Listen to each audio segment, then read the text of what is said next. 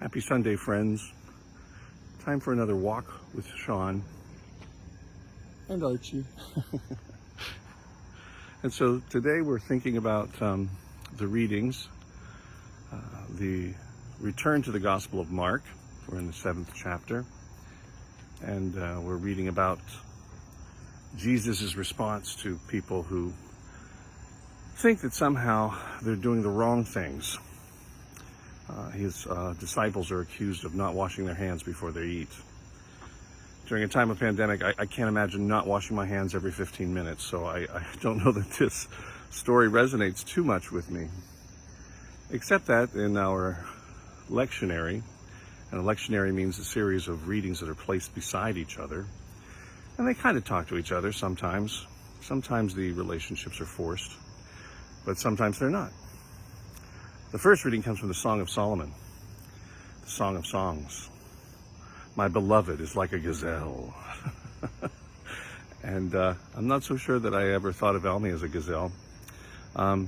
Although her family told me that she looked like a chicken when she was born. No, I won't go into that either. It was a beautiful book. It was supposedly written by Solomon, probably not, but attributed to Solomon. Part of 3 wisdom literature books that he was responsible for in tradition. Song of Solomon was Song of Solomon, or Song of Psalms, Song of Songs, was written when he was younger, and was virile, and was marrying all of those people that he married in order to try to shore up Israel's place. And Song of Songs is filled with beautiful, passionate, loving poetry. What you would expect from young people. The next book that he was responsible for was the book of Proverbs, supposedly. Solomon the Wise, putting it all down so that we could remember how to live our lives in good relationship with each other.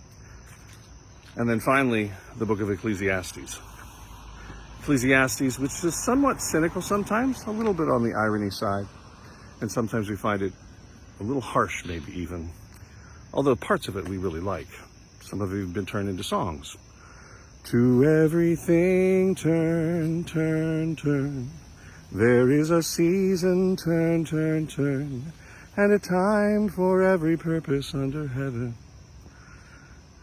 It's still in my head. I don't remember if I took my meds this morning, but that song is in my head for some reason.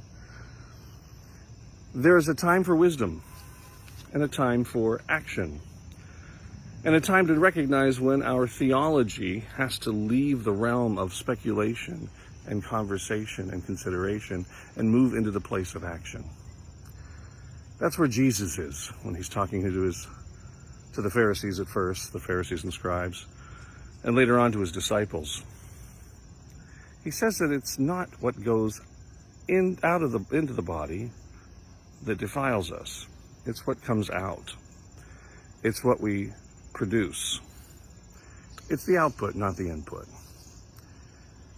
And we have to be aware that while it's always good to do things that keep everybody clean and keep everybody safe, it's also the messaging that comes out of it.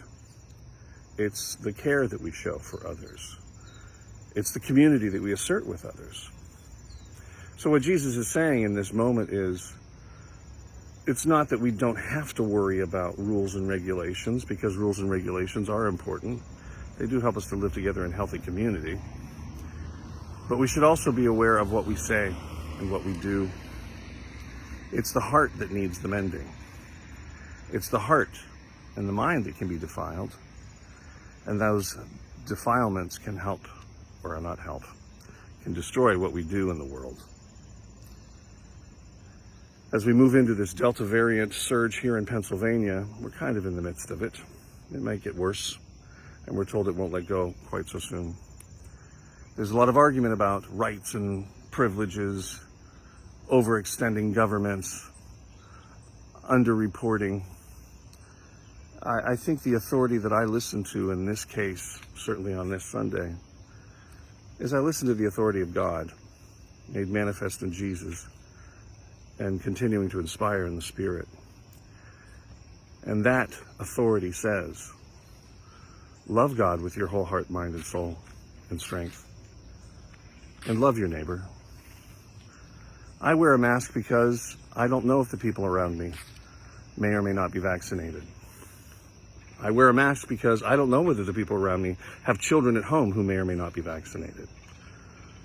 I wear a mask because I love living in community, and I want my community to be safe and productive, both.